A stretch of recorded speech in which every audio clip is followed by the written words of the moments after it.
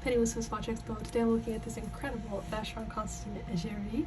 The current day Egerie collection looks very different from this one, but this is a Tonneau Shaped 18 karat rose gold Vacheron Constantin watch, and I think it looks stunning.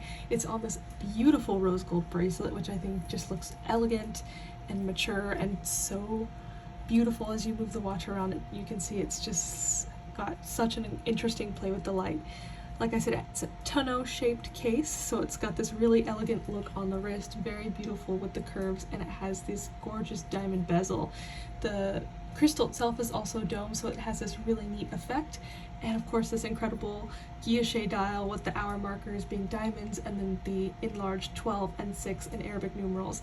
All around, this is an elegantly designed watch. Vacheron Constantin are like pushing the upper bounds of what ladies' watches can be, and this watch really shows an incredible example of that. So if you're looking for some truly unique watches, you can look at Vacheron Constantin or any of the other incredible watches at our website at SwissWatchExpo.com.